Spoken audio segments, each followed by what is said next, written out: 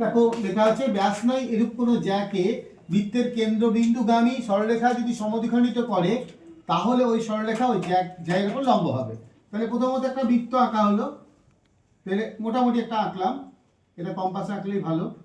তাহলে ব্যাস নয় এরূপ একটা জ্যা বলেছে, তাহলে এরকম একটা আঁকলাম, ব্যাস নয় এরূপ একটা জ্যা, নাম দিলাম এবি, আর কেন্দ্রটা হচ্ছে ও। ঠিক এখানে কি বলেছে, কেন্দ্রবিন্দুগামী সরল রেখা জ্যাকে সমদ্বিখণ্ডিত করে, অর্থাৎ এখান থেকে এটা সমদ্বিখণ্ডিত করলো। এটার নাম যদি আমি এক্স দিই তাহলে এ এক্স আর বি এক্স সমান, এটা বলে দিল। প্রমাণ করতে হবে ও এক্সটা এ বি এর উপর লম্ব। যা বলেছে সেটাকে আমরা এবার অঙ্কের ভাষায় রূপান্তর করব। তাহলে কি করব, মনে করি ও কেন্দ্রীয় বৃত্তের, প্রশ্নটা দেখে দেখে, বৃত্তের এবি ব্যাস নয় এরূপ একটি জ্যা,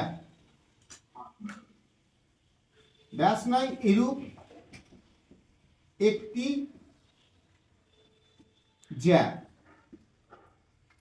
বলেছে বৃত্তের কেন্দ্রবিন্দুগামী সরলরেখা।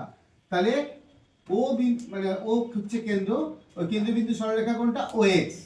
তাহলে হচ্ছে ও এক্স এবি এর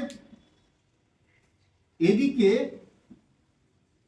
সমদ্বিখণ্ডিত করে, এটা বলে দিয়েছে সমদ্বিখণ্ডিত করে। অর্থাৎ কি বলতে পারি আমরা এটাকে, এটা বলতে পারি যে A X equal to B X. কি প্রমাণ করতে হবে, প্রমাণ করতে হবে যে তুমি লক্ষ্য করো, তোমরা প্রশ্নতে লেখা আছে যে ওই সরলরেখা যা এর উপর লম্ব হবে, অর্থাৎ ও এক্সটা এ বি এর উপর লম্ব। প্রমাণ করতে হবে ও এক্স পারপেন্ডিকুলার এ বি। অর্থাৎ এটাও বলা যেতে পারে, আমরা এটাও জানি যে A x O R B x ও, এটা যদি 90 ডিগ্রি প্রমাণ করতে পারি তাহলেও হবে, যে কোনো একটা। করার জন্য কি করব, প্রথমত এই জিনিসটা করব, এ ও আর বি ও যুক্ত করলাম, ঠিক আগের জ্যামিতির মতো। যুক্ত করার পর আমরা এই দুটোকে সর্বসম করব।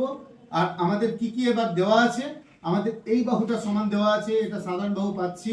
আর একটা জানি এই দুটো সমান, যেহেতু বৃত্তের ব্যাসার্ধ মানে সব চোখের সামনে তিনটে আছে, তাহলে সর্বসম হয়ে গেল। আর সর্বসম হয়ে গেলে আমরা কি বলতে পারবো, তখন বলতে পারবো এই দুটো কোণ সমান। আর এই দুটো কোণ সমান প্রমাণ হয়ে গেলে আমরা জানি ক্লাস 8-এ ছিল যে একটা সরলরেখার উপর একটা সরলরেখা যদি দণ্ডায়মান হয় এবং তারা যদি সমান কোণ উৎপন্ন করে, তাহলে এই দুটো কোণ কত করে পড়ছে, প্রত্যেকের ভাগে 90 ডিগ্রি পড়ছে। কারণ কি, আমরা জানি টোটাল কোণটা 180 ডিগ্রি এবং তারা সমান কোণ হয়েছে, তাই 90 ডিগ্রি। আর আমরা এখানে কি লিখেছি, 90 প্রমাণ করলেই প্রমাণিত হয়ে যাবে। তাহলে এখন আমাদের লিখে নেওয়ার পালা, যা যা বললাম সেটাকে। আর এইটুকু বুঝে গেলে তোমাদের উপপাদ্যটা এত সহজ হয়ে যাবে, আরামসে তোমরা লিখতে পারবা। দেখো আমি বলে দিচ্ছি কিভাবে লিখবো। এবার তো প্রমাণ করব। প্রথম পার্টটুকুতে যেটুকু লিখলাম তার জন্য এতক্ষণ পর্যন্ত তোমরা 3 নম্বর পেয়ে যাবে। এবার আমরা এই দুটো ত্রিভুজকে নিলাম, এ ও এক্স ও ত্রিভুজ বি ও এক্স। এই দুটো ত্রিভুজের যা যা পাচ্ছি, আমাদের এইটা দেখতেই পাচ্ছি, এও আর বিও লিখতেই পারি, যেহেতু একই বৃত্তের ব্যাসার্ধ সমান, একই বৃত্তের ব্যাসার্ধ। প্রথম কাজটুকু হয়ে গেল। আচ্ছা, তিনটে শর্ত লাগবে। আর একটা কি পাচ্ছি, এ এক্স আর বি এক্স সমান, এটা আবার কোথায় পেলাম, প্রদত্ত, এটা প্রদত্ত দেওয়া আছে, প্রদত্ত। আর ও এক্স সাধারণ বাহু,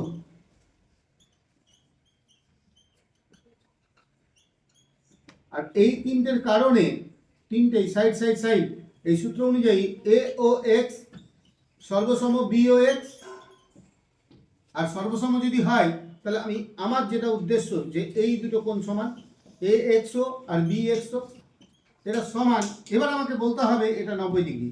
তার পেছনে এটা কি করে বলতে পারি, যে আমরা এটা কথাটা বলতেই পারি, এটা এই বিটা একটা সরলরেখা, ওই এক্স তার উপর দণ্ডায়মান, তাহলে এই টোটাল কোণটা তো 180 ডিগ্রি এবং তারা সমান, তাহলে কত করে ভাগে পড়ছে, 90 ডিগ্রি করে। তার মানে প্রমাণ হয়ে গেল ও এক্সটা এ বি এর উপর লম্ব। অর্থাৎ এটা আমরা লিখতেই পারি এরপরে, এ বি সরলরেখার উপর, সরলরেখার ওপর ও এক্স দণ্ডায়মান হওয়ার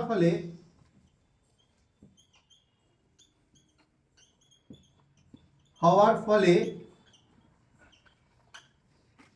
দুটি সমান কোণ উৎপন্ন হয়েছে, এ এক্স ও আর বি এক্স ও সমান। তাহলে এটা কত করে পড়ছে?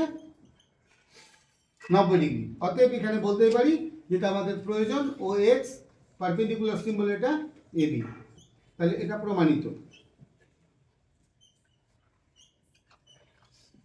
তাহলে ঠিক তার উল্টো জ্যামিতি আগেরটা করলাম, এটা পরেরটা।